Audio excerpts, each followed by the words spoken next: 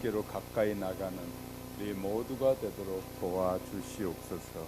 이 시간도 주의 성령님께서 우리 각자의 심령 속에 역사해 주시고 연약한 종에게도 역사해 주셔서 하나님의 선하심만 드러내게 하옵소서. 우리를 구원해 주신 예수님의 이름으로 기도합니다. 아멘. 믿음의 지팡이를 의지해서 늘 승리하는 신앙인의 이 길을 힘차게 걸어가는 우리 하영교회 성도 여러분이 되시기를 주님의 이름으로 축복합니다. 어느 목사님의 그 간증으로부터 이렇게 설교를 풀어가 보려고 합니다. 이 목사님이 부흥 강사 목사님인데 캐나다에 있는 토론토의 한 교회에 부흥회를 하게 됐습니다. 새벽 기도를 마치면 이 목사님은 늘 산책을 하는 그런 버릇이 있는데 마침 교회 앞에 이 아름다운 공원이 있어서 아침에 산책을 나가게 됐답니다. 그런데 산책을 나가 보았더니 그 교회 남성교회 회원들이 15명이나 아침에 일찍이 나와 새벽 기도를 끝나고 아침 운동을 하는 것이었습니다. 아니 이렇게 집사님들 바쁘실 텐데 이렇게 새벽에 나와 운동도 하시고 기도도 하고 운동도 하시고 참 좋으시네요. 그랬더니 15명의 남선교 회원들이 새벽 기도를 안 나오면 벌금을 내기로 했다는 거예요. 그래가지고 15분이 거의 다 나오지 말라 그래도 새벽 기도를 그렇게 잘 나오더라고요. 그래서 운동이 끝나면 뛰고 나서 땀이 나니까 교회 샤워실에서 샤워를 하고 아침을 먹고 직장을 출근하는 그런 모임이었다고 합니다. 그날아침 기분 좋게 목사님도 부흥 목사님도 운동을 하고 있는데 성도 한 분이 가까이 다가오는 것이었습니다. 그 교회는 우리의 소원은 통일이라는 그 노래를 작곡하신 분이 그 교회 집사님이기도 하신데 그 집사님은 김일성이도 만나서 악수를 했다고 하면서 대단히 좋아하더랍니다. 그런 분이 있다고 자랑도 하면서 그런데 이 성도가 가까이 다가오면서 운동을 하는데 목사님 제가 캐나다에 올 때 300불을 가지고 와서 버섯 농장을 하게 됐습니다. 얼마나 돈이 많이 끌어모았더니 삼태기로 돈을 끌어모아서 아들에게는 40억을 줬고 딸에게는 30억을 줬고 지금 현찰로 100억이 있는데 이렇게 많이 돈을 벌게 됐다. 목사님 너무 놀라서 말했답니다. 집사님 연세가 어떻게 되세요? 그랬더니 지금 내가 76세입니다. 아 그래요? 참 잘 됐네요. 아들에게도 줬고 딸에게도 줬고 그러니까 이제 100억 가지고 있는 거 가지고 이제 두 분이 사시려고 하는군요. 그랬더니 두 분이 이제 산다고 그러고 50억이면 두 분이 남은 생에 살고도 남겠는데 이 교회가 아직 이 상가교회잖아요. 50억은 이번 기회에 부흥회 때 50억은 하나님 앞에 드려서 이 교회가 건물을 가진 교회로 한번 세우시면 어때요? 라고 입을 열었더니 입을 꾹 다무시더랍니다. 다음날 아침에도 새벽 기도를 하는데 이제 그 얘기는 쏙 들어가고 다른 얘기만 하고 말을 안 하더라고요. 부흥회 3박 4일이 끝나고 부흥회가 끝나고 오는 순간까지도 그 집사님은 헌금을 하지 않더라고요.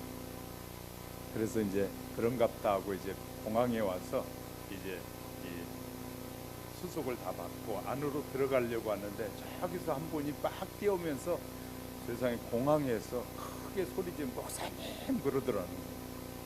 그래서 들어가려다 말고 멈췄더니 다가오더니 목사님을 위해서 선물을 하나 준비해 왔다고 그러더라고요. 그래서 왔더니 캐나다에서 많이 나온 꿀을 한 병 들고 왔는데 캐나다에서 10,000원에 파는 꿀이었다고. 한국에 캐나다에는 많이 있지만 한국에는 없는 꿀이니까 목사님 드리려고 이렇게 급하게 뛰어왔다고 하면서 내놓더랍니다. 목사님이 받은 다음에 다시 드리면서 집사님 안 가져갈까요? 그냥 가져가세요. 그랬더니 그 집사님이 받아가지고 이 꿀병 하나를 받아가지고 얼굴이 빨개 가지고 있는데 돌아오는데 마음이 굉장히 목사님이 불편하더랍니다. 왜? 300불 가지고 가서 지금 큰 부자가 된 것은 분명한데 그것을 쓸 줄 모르는 마음, 그 마음이 목사님은 너무 불편했다라고 쓰고 있다. 300불 가지고 가서 수백억의 돈을 하나님이 만들어 주셨는데 감사할 줄 모르는 인생이다. 우리의 인생은 감사를 잃어버리면 동물만도 못할 수 있다는 사실을 우리는 기억하셔야 됩니다. 본문에서 아브라함이 이삭을 낳았고 이삭은 두 자녀를 낳았는데 첫째는 장자는 에서고 차자는 야곱이었습니다. 야곱은 이 에서가 형이 배고픔을 틈타서 팥죽 한 그릇에 장자권을 빼앗아 버렸습니다. 장자권을 빼앗겼던 에서는 이제 야곱을 죽이려고 막 하는 것이었습니다. 그래서 야곱은 어머니의 도움을 통해서 외삼촌의 집 나반의 집으로 도망쳐야만 했습니다. 20년을 종살이하면서 그 동안에 아내가 4명이 됐고 이 아들이 11명이었고 딸이 1명이었습니다. 그리고 종들이 아주 많게 됐습니다. 소와 양과 염소 그리고 낙타가 때를 이루도록 하나님이 축복해 주셨습니다. 20년 만에 야곱은 돌아오는데 형 에서가 400명을 데리고 동생을 향해 달려오고 있다는 소식을 듣게 됩니다. 형제간의 원한은 무서운 것이라는 사실을 우리는 배우게 되는데 20년의 한이 20년이 지났어도 그 한이 풀리지 않았단 말이에요. 자, 그래서 이 소식을 들은 야곱은 말하기를 오늘 본문 9절부터 12절에서 이렇게 표현하고 있어요. 한번 다시 펴보시겠습니까? 우리 한번 9절에서부터 12절까지 읽어보도록 같이 읽겠습니다. 시작. 야곱이 또 이르되 내 조부 아브라함의 하나님 내 아버지 이삭의 하나님 여호와여 주께서 전에 내게 명하시기를 내 고향 내 족속에게로 돌아가라 내가 내게 은혜를 베풀리라 하셨나이다. 나는 주께서 주의 종에게 베푸신 모든 은총과 모든 진실하심을 조금도 감당할 수 없사오나 내가 내 지팡이만 가지고 이 요단을 건넜더니 지금은 2때나 이루었나이다. 내가 주께 간구하오니 내 형의 에서의 손에서 나를 건져내시옵소서. 내가 그를 두려워함은 그가 와서 나와 내 처자아들을 칠까 겁이 나기 때문이니이다. 주께서 말씀하시기를 내가 반드시 내게 은혜를 베풀어 내 씨로 바다에 셀 수 없는 모래와 같이 많게 하리라 하셨나이다. 야곱은 집을 떠나 요단을 건널 때 지팡이 하나만 가지고 떠났습니다. 나그네 도구가 바로 지팡이거든요. 이 지팡이는 자기를 보호하는 것이기도 하지만 지팡이는 자기가 그걸 의지하는 것이기도 하는 것이 지팡이입니다. 지팡이 하나만 가지고 요단강을 건너갔는데 그런데 엄청난 사람의 때와 놀라운 짐승의 때와 이루 말할 수 없는 하나님의 축복을 입고 돌아오고 있다라고 고백하고 있는 것이 오늘의 본문의 내용입니다. 야곱은 타향을 향할 때 베델에서 하나님을 만나게 됩니다. 하나님을 만나고 하나님이 말씀하신 대로 살기 시작합니다. 기억하셔야 돼요. 하나님은 우리에게 말씀하시지만 그 말씀을 믿고 그 말씀대로 사는 자를 도와주시는 분이시다. 기억하셔야 돼요. 왜 우리가 수많은 예배를 드리고 이 사는데도 불구하고 나에게 어떤 기적이 일어나지 않는 이유 중에 대부분은 내가 하나님의 말씀을 들었으나 그 말씀을 따라 살지 않기 때문이라는 사실을 오늘 기억하면서 말씀을 들으셔야 돼요. 우린 이렇게 말합니다. 시대가 어려워져서 직장 구하기도 어렵다. 또 출세하기도 어렵다. 사업하기도 어렵다. 어렵다는 말을 많이 합니다. 세상에 그래서 있는 자들은 특권을 가지고 쉽게 가지만 나는 불가능하다. 그런데 예수 믿는 사람들이 그런 말을 할 때마다 목사는 참 불쌍해 보이는 거예요. 왜? 전능하신 하나님이 우리에게 약속하고 있거든. 내가 너를 축복하리라. 내가 너를 도와주리라. 네가 나의 말을 믿고 따르면 내가 이리 주리라. 수도 없이 약속하는데 그 약속은 전혀 안 믿는 것 같아요. 수도 없이 설교를 통해서 말하잖아요. 여러분, 세상을 의지하지 마십시오. 세상 사람들 그 아무것도 아닙니다. 전능하신 하나님이 저와 여러분에게 약속하기를 내가 너를 도와주리라. 내가 너의 길을 인도하리라.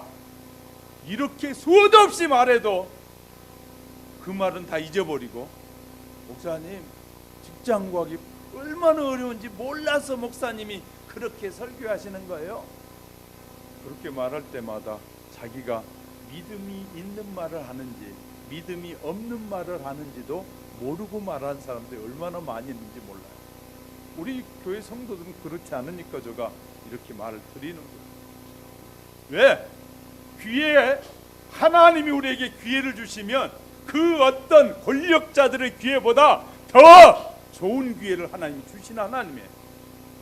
내가 그 하나님을 믿지 않고 있기 때문에 문제인 것이지, 하나님은 우리에게 한 번 하신 약속은 평생 지키시는 분이 하나님이에요. 말로는 믿는다 그래요. 그런데 우리의 삶에는 안 믿어요. 삶의 행동 속에는 믿는 것이 아니에요. 그러니 문제 중에 문제가 되는 것이죠. 정말 하나님의 약속을 믿었던 사람들이 어떤 복을 받았는지 성경은 우리에게 자세히 기록해서 말씀해주고 있고, 이 하나님의 말씀을 믿지 않는 자들이 어떤 고난을 받는지에 대해서 분명히 기록해 보여주고 있잖아요. 젊었을 때 어려우면 늙어서라도 하나님이 그것을 편안하게 도와주신 하나님이셔요. 다만 그것이 때가 내가 믿음이 성숙해져서 그 복을 받을 만한 믿음을 가졌느냐가 중요하다는 거죠. 나는 믿음도 없으면서 복만 요구하는 것은 기복주의에 빠진 사람들이에요. 하나님은 그런 분이 아니셔요. 하나님은 철저하게 따지셔요. 철저하게 하나님은 말씀하시고 그 말씀대로 철저하게 사는지를 뭐 하신다고요? 지켜보신 하나님. 그래서 하나님 앞에 속일 수 없고 하나님 앞에 거절할 수 없는 사실들을 발견하게 되는 것이거든요. 하나님은 사람이 눈 감고 속이듯이 속는 분이 아니셔요. 저와 여러분이 위선적으로 외식적으로 가식적인 신앙 가진 것을 다 아신 하나님이라고요. 하나님은 저와 여러분이 신실한 믿음을 갖기 원해요. 하나님의 약속들을 신실하게 믿고 따르기를 원해요. 그리고 그 말씀들을 행하기를 원하셔요. 그런데 수많은 사람들이 그 하나님의 말씀을 뭐 하지 않는다? 순종하지 않고 행하지 않는 것, 믿지도 않는 것이.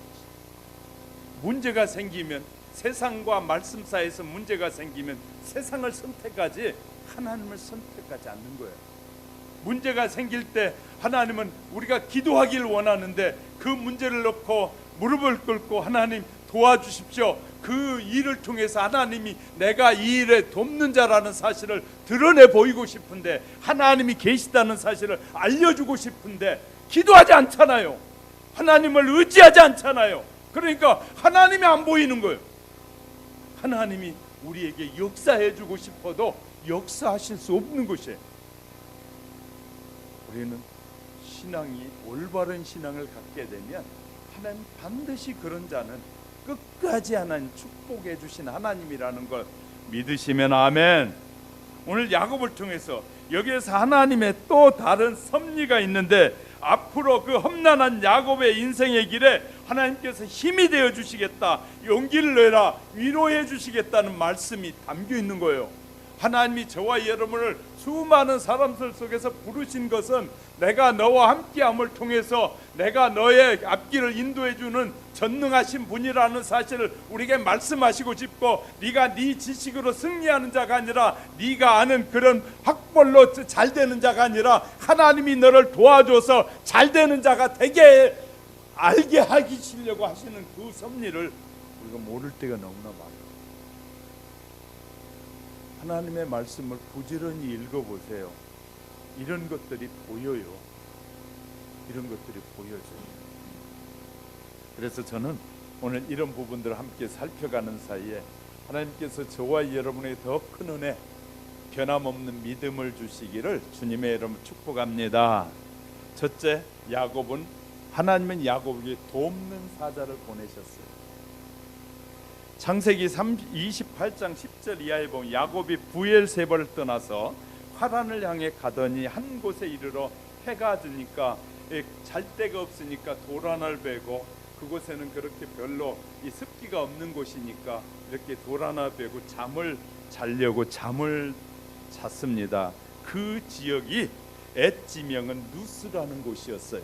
그곳에서 잠을 자려고 이 돌을 베고 누웠는데 꿈속에서 이 하늘과 연결되어 있는 사닥다리가 내려와서 그곳에 천사가 오르락 내리락 하는 그곳에서 하나님을 만나게 됩니다. 야곱이 지금까지 하나님을 만난 기억이 거기에 첫 번째 하나님을 만난 사실이 기억되고 있어요.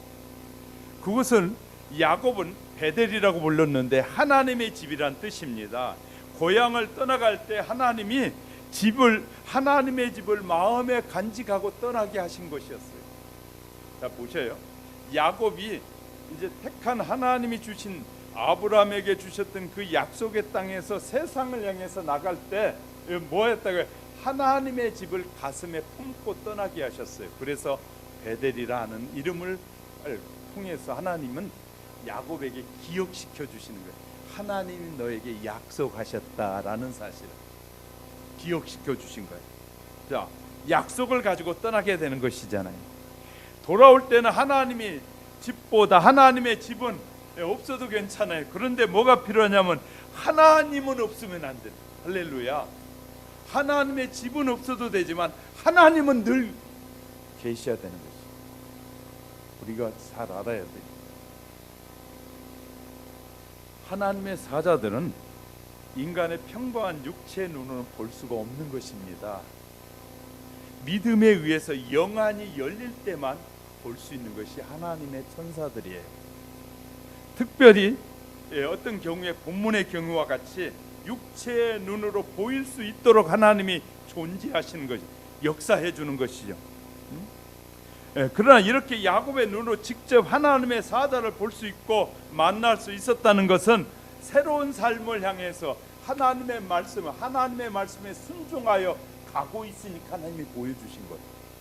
자, 하나님 부르셔서 만날 때 하나님이 계시다는 걸 알려주었어요. 다시 돌아오는데 지금 본문에 잘 보셔요. 천사들의 군대가 뭐 하고 있어요? 이 야곱을 맞이하고 있는 것을 야곱이 보게 돼요. 그것은 자, 이제 떠났던 이방을 향해 떠났던 야곱이 고향이 하나님의 약속의 말씀을 따라 고향을 향해 돌아오고 있는데 하나님이 그 천사들의 군대를 보여주는 것이에요. 왜 그럴까요? 이 가는 길이 험악하다는 거예요. 그런데 천사들 통해서 뭘 보여주는?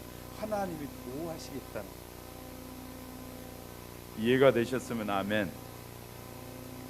자, 이렇게 하나님은 이 하나님의 뜻에 순종하려고 하고 하나님의 뜻을 따라 살려고 하는 자에게 보여주시고 열어주시지, 하나님의 말씀에 불순종하고 하나님의 뜻보다는 자기의 뜻을 앞세우는 자에게 하나님이 보여주시지 않는 거예요. 그래서 기도도 적당히 기도하는 사람들이 하나님을 만났다는 사람이 별로 없어요. 어떤 기도할 때 생명을 걸고 하나님 앞에 몸부림치며 기도할 때 대부분의 사람들이 예수님을 만나든지 하나님을 만나는 경우가, 천사를 만나는 경우가 너무 많아요. 생명을 내놓고 할 때. 그래서 삼각산에서 기도할 때 비가 쏟아지는데 비닐을 둘러쓰고 말이에요. 이 절벽 위에서 내려다보면 50m, 100m 절벽 위에서 기도를 해요. 그때는 졸다가 이 새벽이니까 밤새 기도하는데 얼마나 졸려요. 졸다가 넘어지면, 이렇게 쓰러지면 낭떠러지 떨어져요. 그러니까 졸라다가도 정신을 차려야 돼. 살려면 그런 절벽에서 하나님 앞에 몸부림치며 기도할 때 천사가 돕는 기도를 경험하기도 하고 갖가지 것들을 경험해요. 그냥 평상시에는 안 보여지는데, 평상시에는 보여지지 않던 하나님의 은혜가 정말 구하고 찾고 두들기는 자에게 역사하셔요. 할렐루야. 믿음으로 기도할 때 하나님이 역사하셔요. 우리가 그냥 기도 조금 몇 마디 하고 새벽에 몇 마디 했다고 하나님이 지켜보시는 거예요. 정말 신뢰하고 하나님을 바라보고 기도하는지, 믿음의 기도를 하는지를 보시는 거거든요. 그러니까 대부분이 그냥 그렇게 대충 신앙생활하고 대충 믿음 생활하는 사람들이 예수님을 만나고 하나님의 은혜를 경험하는 율이 적어요. 그런데 정말 몸부림치고 주님을 만나서 내 인생의 새로운 삶을 한번 펼쳐보리라는 꿈을 가지고 하나님 앞에 믿음으로 나가면 반드시 하나님 역사하신 하나님. 할렐루야. 그러니까 우리에게 하나님 기회를 참 많이 주시는데 그 기회를 실은 누가 놓치고 있어요? 우리가 영적으로 어두워서 놓치고 있을 때가 너무나 많은 것이에요. 하나님이 우리가 저와 여러분이 잘 돼서 모든 삶에 잘 돼가지고 하나님이 나를 이렇게 축복해 주셨습니다, 하나님이 이런 은혜를 주셨습니다, 그렇게 말하길 원해. 하나님은요, 당신의 이름이 우리를 통해서 전해지고 우리를 통해서 하나님이 위대하심을 찬양하고 경배하기를 원하셔요. 그런데 우리가 그런 마음이 없으니까 하나님을 경배하고 찬양하지 못하잖아요. 그런 일들을 경험하지 않으니까. 하나님의 말씀이 우리 안에 들어옴에도 불구하고 우리가 경배하지 못한 이유는 바로 그런 것이거든요. 정말 은혜를 사모하고 은혜 받은 그것에 감격하세요. 눈물 흘리면서 손을 들고 하나님께 매달려 기도해 보세요. 하나님은 반드시 역사해 주신다니까요. 그런 축복이 없이 우리가 사니까 자꾸 이랬다 저랬다 왔다 갔다 신앙생활을 그러면서 늘 불평해. 내가 이만큼 했는데 그건 자기가 한 만큼이지 정말 하나님이 원하신 만큼이 아닌 것이에요. 많은 사람들은 자기가 노력한 만큼에 대한 것만 생각하지 하나님이 얼마까지 요구하는지에 대해서 관심이 없는 거예요. 자, 하나님은 내가 밤새 3시간 4시간씩 기도해서 정말 주님만 의지하기 원하는데 나는 1시간만 하고 하나님 내가 이만큼 했으니까 됐지요 하고 그건 자기가 결론을 내려버리는. 하나님이 그만할 때까지 하는 게 좋은데 하나님이 그만할 때까지 하는 것이 아니라 자기가 계산하고 나는 이 정도는 이제 더 이상은 못해, 내가 더 이상 내가 봉사하고 못 살아, 자기가 결정을 내려버리는. 내가 내 몸이 부서져도 주님을 위해 살리라고 하면 하나님이 우리의 몸이 부서지면 하나님이 일하지 못하는데 하나님이 일을 하지 못하도록 그냥 두루 있으라고 하나님이 내버려 두신 분이 아니라 하나님의 일을 할 수 있도록 건강하게 해주실 것이고 하나님의 일을 더 할 수 있도록 우리의 자리를 높여주면 높여줄수록 더 많은 일을 하는데 하나님이 그만하라고 내버려 두신 분이 아니란 말이에요. 근데 계산을 자꾸 내 생각대로 계산하는, 하나님이 뭐라고 말씀하시는지의 수준에 맞춰야 되는데 자꾸 내 수준에 맞춰버리는 거예요. 하나님이 안 보이는 거예요. 하나님을 경험하지 못하게 된 것입니다. 하나님께서 야곱에게 그의 사자들 보내신 의도를 보면 야곱의 귀한 길이 외롭고 고통스러운 길이고 긴 여행의 길이기 때문에 에서를 만나서 이 두려움의 여행의 길이 마지막 길이기 때문에 하나님께서 천사를 보내서 군대를 통해서 내가 너와 함께하고 있다는 사실을 알게 하시는 거예요. 정말 두렵고 떨리는 일들이 생길 때 하나님은 멀리 계신 분이 아니더라고요. 가장 가까이에서 우리에게 두려워하지 말라, 내가 너와 함께합니다. 이럴 때 좀 아멘 좀 해봐요. 우리가 정말 힘들고 어려울 때, 하나님의 자녀들이 힘들고 어려울 때 하나님은 멀리서 네 맘대로 해라 그런 분이 아니라 내가 너를 도와줄 테니까 나의 이름을 부르라, 나를 찾으라 그러잖아요. 내가 환난 날에 나를 부르라, 내가 너를 만날까 줄 것이다. 고통스러울 때 나를 찾으라, 내가 그 고통에서 너에게 평안을 주리라. 이렇게 수많은 약속을 해도 힘들다는 말만 하지 정말 주님을 의지하지 않잖아요. 늘 우리는 나의 믿음을 살펴봐야 돼요. 나의 믿음을 살펴보면 정말 축복받을 만한 짓을 못할 때가 너무나 많다는 사실을 알게 될 것이에요. 다윗도 나요스에서 이 하나님을 만납니다. 사무엘상 19장 18절 이하에 보면 나만은 지명이요 나요스는 이 거주지 숙소라는 말을 가지고 있습니다. 이스라엘이 바람 앞에 등불처럼 강풍 앞에 이 건불처럼 운명이 다하고 있을 그때 다윗이 골리앗을 죽인 사건을 통해서 다윗의 이름이 알려지기 시작해.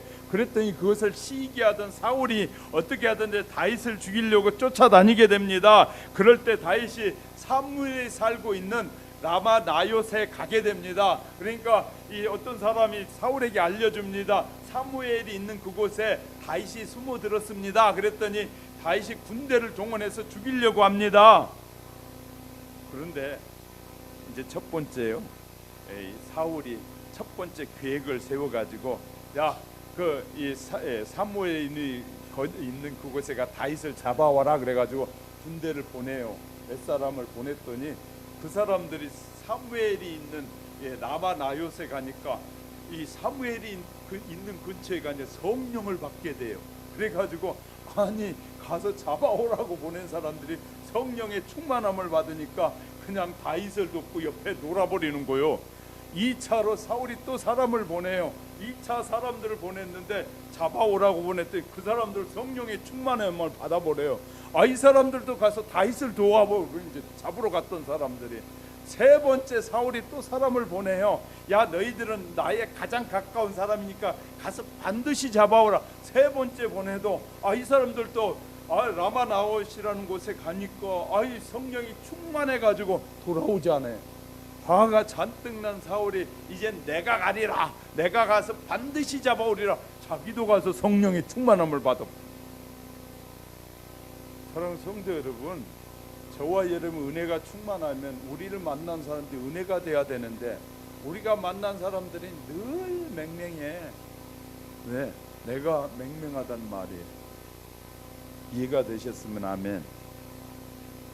내가 다른 사람에게 아무런 영향력을 못 끼치는 거예요. 베드로도 마찬가지입니다. 갈릴리 바다에 갈 때는 바다를 갈 때는요 빈 그물 개우 들고 그냥 맥없이 걸어갔어요. 그런데 하나님이 함께 하시니까 그 그물이 2배 가득하게 되었더라. 이때는 좀 아멘 좀 해봐요. 모세도 마찬가지입니다. 산에 올라갈 땐 지팡이 하나 들고 올라갔어요. 그런데 하나님을 만나고 내려올 때 양쪽 손에 뭘 가지고 하나님의 약속을 탁 갖고 내려왔어요. 2 돌판을 가지고 내려와요. 야곱이 그렇습니다. 머나먼 이 화란으로 갈 때는요 지팡이 하나 달랑 들고 그냥 쫓겨가다시피 도망갔는데 돌아올 때는 행렬을 이루고 지금 2대를 이루고 돌아오고 있다고 말이에요. 아메리카 대륙을 발견한 콜럼버스는 직물 공장의 직공이었어요. 이것이 평생에 한이 되어서 무엇인가 하고 죽겠다고 해서 결심하고 떠난 것이 바로 아메리카 대륙을 발견하게 됐다라고 쓰고 있어요. 섹스피어는 산에서 나무를 해다 파는 나무꾼의 아들이었어요. 그는 너무 가난해서 극장 앞에서 이 다른 사람이 말을 타고 와서 이 극장에 들어가면 그 말을 지키면 그 사람이 돈 주는 말 지키는 일을 하다가 그가 뭐 하게 되냐면 유명한 희극들을 쓰게 돼요. 이렇게 쓰게 돼요. 뿐만 아니라 백화점 왕이었던 존 웨나베이커는요 너무 가난해서 벽돌 공장의 아들이었어요. 이것이 한이 돼서 백화점 왕이 돼서. 그런데 이 한을 잘못 쓰게 되면 사람을 죽이고 한을 잘 쓰게 되면 그것이 축복이 되는 것이에요. 우리에게 어떤 자극을 받았을 때, 어떤 말씀을 들으면서 자극을 받았을 때 우리는 부정적인 자극이 여러분에게 주어지면 여러분은 이 악한 영이 여러분에게 부정적인 마음을 심어주는 거예요. 자, 우리에게 어떤 자극이 왔을 때 그 자극을 긍정적으로 승화시키는 지혜가 필요한 거예요. 말씀을 듣다가 목사님이 알지도 못한 목사님 뭐 그렇게 목사가 얼마나 기도하면서 말씀을 준비하는 줄 아십니까? 그런데 지가 판단 다 해버려. 자기들이 판단 다 해가지고 이건 말도 안 되는 소리 한다고 판단. 그러면 그것이 축복이 되지 않아요. 세상에 그 말이 안 된 말도 믿었더니 하나님이 복이 되게 하시는 하나님이거든요. 말도 안 된 말도 하나님이 제가 간증 좀 해볼게요. 한울산을 자주 갔었는데요. 이천성 목사가 이렇게 설교해요. 그 잣나무 밑에서. 그러면서 이렇게 말해요. 이 팬네들아, 미친년들아, 뭐하러 올라왔냐? 이렇게 그러면서 하는 말이, 아니 그렇게 할 일 없냐? 하면서 하는 말이, 성령이라 받아라. 그럼 아멘. 그 성령을 받았고, 세상에 미친년이라고 하면서 나 성령 받은 사람들 그거밖에 없더라. 왜? 사모하는 마음이 있어. 그 말을 부정적으로 듣는 것이 아니라 긍정적으로 들어버립니다. 하나님이 성령으로 역사. 자, 하나님은요 우리의 생각과 다르신 분이라고요. 여러분의 머리의 수준의 하나님이 아니라니까요. 난 그때요 거기 앉아서 설교 들을 때마다 늘 마음이 불편해. 왜 저 목사님 맨날 저렇게 나쁜 말만 하지? 저렇게 못된 말만 해도 하나님이 역사하시지? 근데 하나님이 나중에 저렇게 깨닫게, 네가 말을 받을 때 하나님의 말씀으로 그걸 받으면 그것이 변화해서 능력이 된다는 것을 깨닫게 해주세요. 하나님, 제가 설교할 때 여러분에게 손해 가라고 연구하고 손해 가라고 여러분에게 말할까요? 어떻게 하든지 여러분에게 유익이 되게 하려고 말할까요? 이런 생각이 없이 들으니까 설교를 들으면 부정적이 되는 거예요. 목사가 생각하면서 성도들 다 생각이, 이런 말하면 이런 분이 반응하겠고, 이런 말하면 이런 분이 반응하겠구나, 그런 계산 없이 생각 없이 말하는 것 같아요. 여러분에게 부딪히는 모든 것들이 부정적으로 여러분에게 부딪힐 때 긍정적으로 승화해 보세요. 하나님은 그 안에 놀라운 축복을 담아 놓으셨어요. 그걸 안 보이는 거예요. 우리는 그냥 내 눈에 딱 보이는 것만 믿는 거예요. 하나님은 보이지 않는 곳에도 하나님의 말씀의 역사가 딱 떨어지고 아멘 하는 순간에 능력으로 바뀌어버리는 역사들이 얼마나 많이 있는지 몰라요. 이런 것을 경험해보지 못한 사람들은 그냥 이거 헛소리 한다 그러는데, 하나님의 말씀을 받아 수용하면서 그런 능력을 경험하게 되잖아요. 그러면 부정적인 생각에서 긍정적인 사람으로 완전히 바뀌어져 버려요. 저도 한참 젊었을 때 지금 젊은이 못지않게 이 사회를 개혁해야겠다고 외치던 사람 중에 하나예요.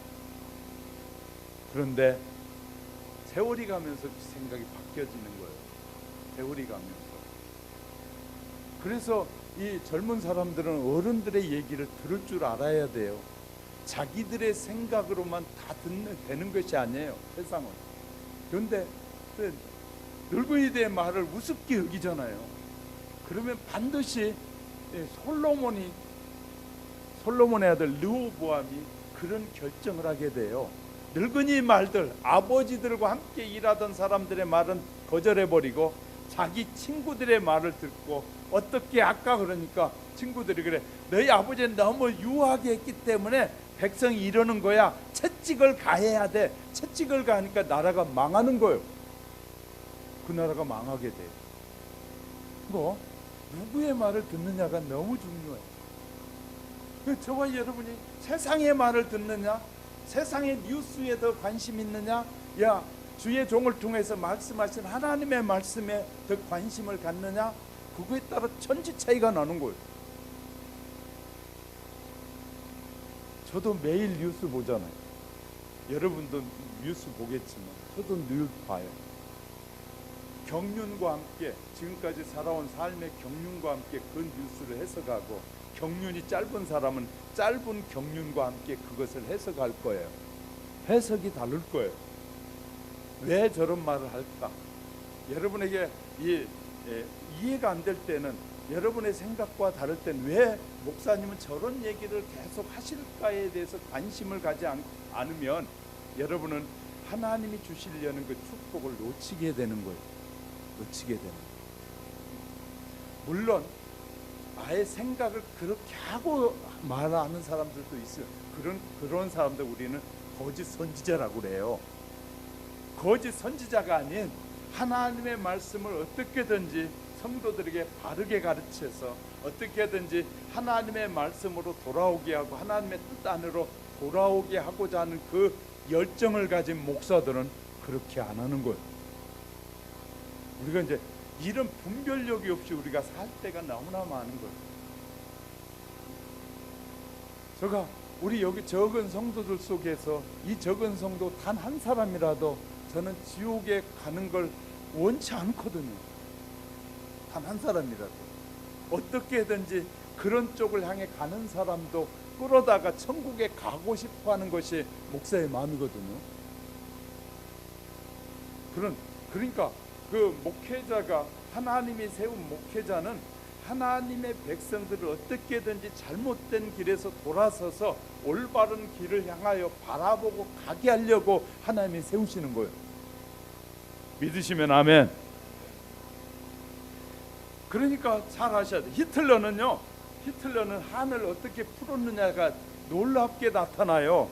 히틀러는 유대인 의사가 자기 어머니와 불륜 관계를 갖는 것을 히틀러가 본 거예요. 어릴 때 마음에 한을 품었어요. 유태인의 의사 아버지가 우리 엄마하고 불륜을 해? 저 인간 죽여야겠다. 그래서 그 한이 600만 명의 사람을 죽이게 됐다고 쓰여지고 있어요. 한이 잘못 나타나면 엄청난 일을 벌려요. 그런데 그 한을 긍정적으로 해석하게 되면 축복이 되는데, 부정적으로 해석하게 되면 엄청난 일이 벌어지게 됩니다. 오늘날 가정도 마찬가지입니다. 오늘날 수많은 가정의 대화들과 문제와 분쟁은 뭐 때문에 어떻게 받아들이냐에 따라 달라지기 시작합니다. 이게 너무 중요해요. 남편과 아내는 절대 같은 생각을 할 수가 없어요. 세월이 가면서 같아져야 되는데 어느 때 같아져야? 상대방에 대해서, 저 사람이 어떤 사람인가에 대해서 생각하지 않고, 당연히 당신은 난 남편이니까 내가 원하는 대로 생각해야지, 이렇게 당연하다고 생각하는 것이 문제예요. 결혼했으면 아내는 어떤 생각을 하는 사람이고 어떤 일에 좋아하고 어떤 일은 싫어하는지를 남편이 빨리 알아야 되고, 아내는 남편이 어떤 것에 관심이 있고 어떤 일을 좋아하는지를 빨리 파악해야 돼. 당연하다라고 생각하는 것이 문제예요. 왜? 전혀 다른 세상에서 살다가 만났는데 어떻게 저 사람이 당연히 내가 원하는 대로 다 해줄 것이라고 생각하냐 말이야. 문제가 심각한 거예요. 결혼하면 하기 전부터 우리는 탐색전을 하잖아요. 연애라는 것이 탐색전의 하나거든요. 저 사람의 어떤 부분을, 그래서 아예 내가 감당할 수 없겠다 싶을 때 결혼 안 해야 돼요. 지혜로운 방법이 얼마든지 있어요. 저 사람이 성격이 나하고 전혀 달라서 도대체 안 되겠다 싶을 땐 결혼하지 않아야 돼요. 그런데 뭘 기대를 갖냐면, 내가 믿음의 사람이니까 기도하고 저 사람에게 이렇게 푸시하면, 저 사람에 대해서 최선을 다하면 변하리라는 믿음이 있을 때 해야 돼요. 뭘 잘 모르는 사람들이 너무너무 많아요. 당연 그냥 있으면 되는 줄 알아요. 그냥 결혼만 하고 나면 그 다음에는 행복이 그냥 굴러오는 줄 착각하는 사람들이 얼마나 많은지 몰라요. 행복은 만들어가는 것이라고 그러잖아요. 세상의 학문에서도 우리가 서로 둘이의 생각을 주고받으면서 만들어가는 것이 행복이지, 가만히 있는데 행복이 그냥 굴러와가지고 그냥 행복해 이런 거 아니란 말이죠. 믿음도 마찬가지예요. 하나님을 신뢰하는 그 마음을 가지고 믿음을 자꾸 굴려가지고 그 믿음이 하나님이 기뻐하실 만한 믿음으로 성장되어야 되는데, 내가 교회 나왔으니까 하나님은 당연히 복을 주셔야죠. 그런 생각을 하고 산다면 너무 어처구니 없는 신앙인 것입니다. 자, 지금부터라도 여러분이 부부는 서로에게 저분이 뭘 좋아하는지, 뭘 싫어하는지, 어떻게 할 때 좋아하는지, 어떻게 할 때 싫어하는지를 조금만 관심 가지면 가까워지기 시작해요. 우리는 내 고집대로 살라고 만나는 것이 아니라 서로에게 이해하고 서로를 양보하면서 행복을 만들어가야 되는데, 만들어갈 생각은 않고 부정적인 생각을 먼저 해버립니다. 그러니까 하나님이 우리에게 주신 누려야 될 축복의 시간들을 다 빼앗기고 늙어가지고 하는 말이, 아이고 내 인생 당신 때문이야, 당신 때문이야, 그러고 사는 거예요.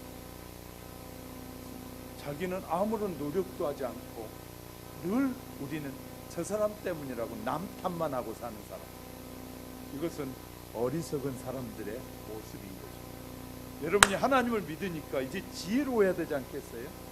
하나님을 믿는 사람들 하나님의 지혜로 어떻게 하면 가정이 화평하고 우리의 남은 생에 하나님이 늘 싸우고 다투길 원하시지 절대 원치 않아요.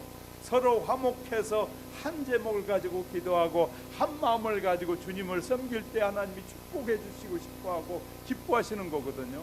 두 마음 가지고 늘 다투고 싸우니까 하나님도 불편해. 이 편 들 수도 없고 저 편 들 수도 없고 아들 편 들 수도 없고 딸 편 들 수도 없고 하나님도 불편하시다니까요. 하나님을 불편하게 하지 마시기 바랍니다.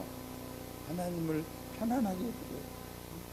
이놈도 기도하고 저놈도 기도하는데 하나님이 어떻게 기도해? 그러니까 하나님이 네 알아서 해봐라 그러고 놔두시는 거예요. 그러니까 계속 싸움만 하고 평생을 동안 행복한 삶이 없어. 어떻게 행복한 삶을 살았습니까? 평생 행복이 뭔지도 몰라요. 요새 방송에 나온 그 많은 사람들은 그래. 평생 와서 그냥 일만 했지 나는 게 행복이 뭔지도 몰라요. 그런 사람들이 많아요. 뭐 방송에 보면 행복하려고 만났는데 행복이 뭔지도 모르고 평생을 살았다는 거예요. 얼마나 안타까운지. 왜? 전혀 이런 교육을 하지 않기 때문에. 서로를 이해하고 어떻게 해야 좋아하는지, 내가 어떻게 표현해야 좋아하는지. 어젠가도 보니까 KBS에서 나오는 시골 노인네 두 부분의 얘기를 나오더라고요. 맛있어요? 맛있는 거라고 좀 알아야 되는데, 아 저것이 저분의 최고의 표현이구나 하고 해야 되는데 표현 자체를 아이고 저건 나를 우습게 여기는 거야 라고 표현을 생각해 보니까 늘 갈등을 안고 사는 거예요. 성도 여러분, 하나님은 저와 여러분이 행복하고 하나님이 주신 그 축복을 누리면서 하나님의 이름을 찬양하고 높여드리길 원해요. 할렐루야.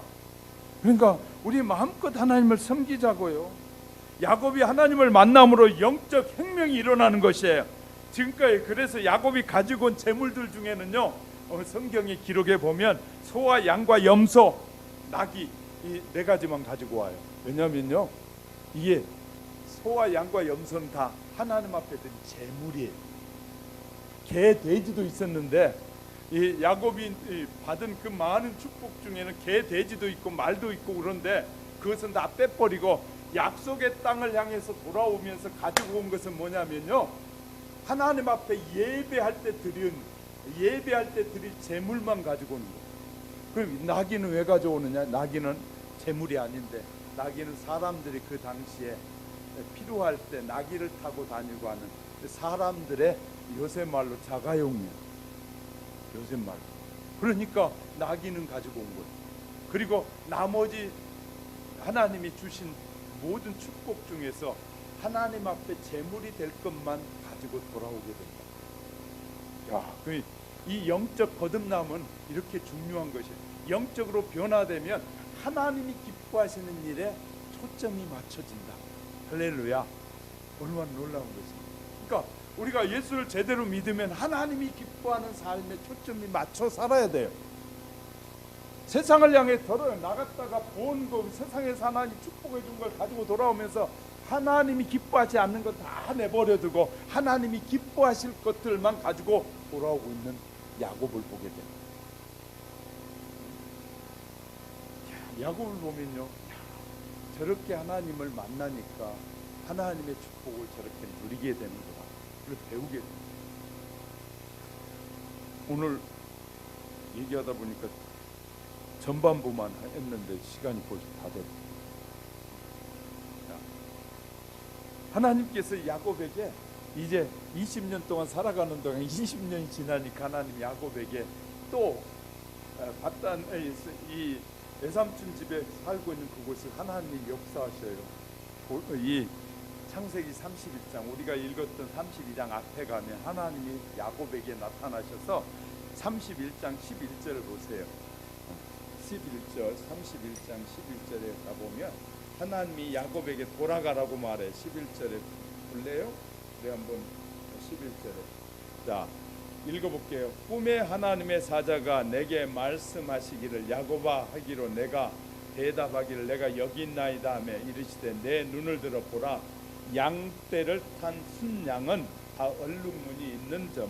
이렇게 쭉 이제 그 내용들이 소개되면서 하나님께서 뭐라고 하냐면 돌아가라는 거예요. 어디로?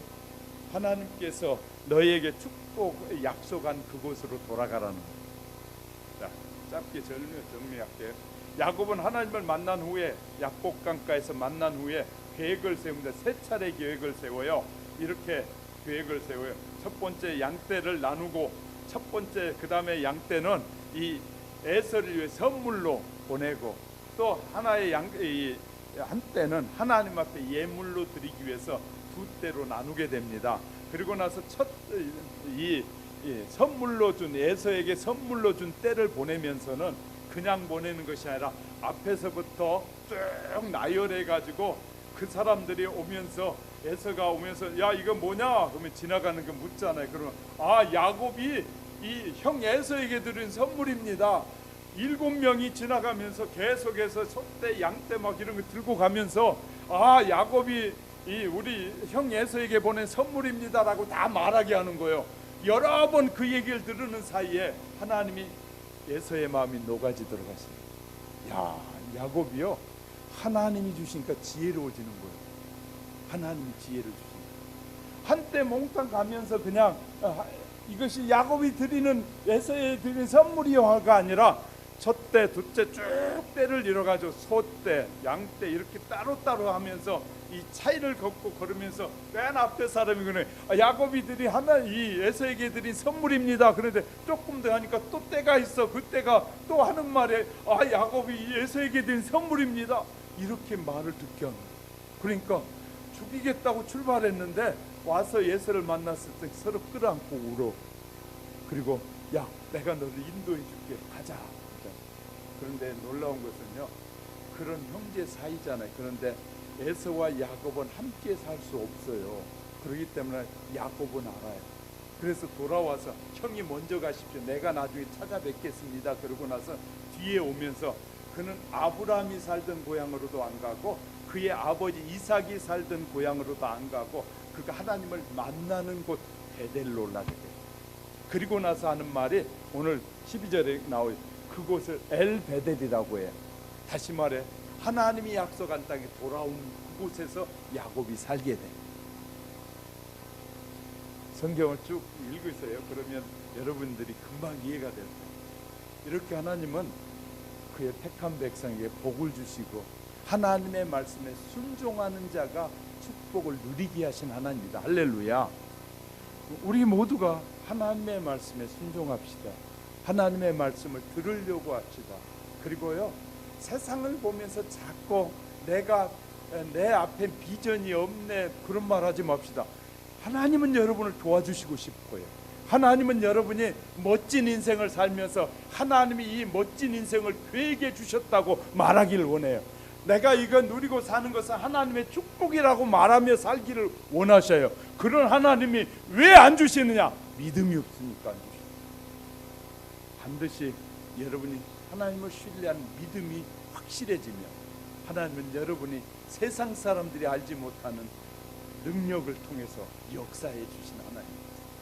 세상의 부모도 자식 편이지 남의 자식하고 내 자식하고 있으면 내 편은 누가 들겠어요? 부모가 되는 것이에요. 하나님이 이렇게 했어요. 하나님을 믿는 자들은 내가 끝까지 보존하지만 하나님을 믿지 않는 자는 내가 심판하신다고 말씀하시죠. 심판자에게 하나님이 관심 있는 것이 아니라 함께 누릴 축복의 자녀에게 관심 있는 것이에요. 그래서 누구든지 오면 내가 심판을 멈추시겠다고 말씀하시는 거예요. 할렐루야. 저와 여러분이 하나님을 향한 신뢰 문제가 없는지 이 한 주간에도 돌아보는 사이에 하나님께서 더 큰 은혜 주시기를 주님의 이름으로 축복합니다. 기도하겠습니다.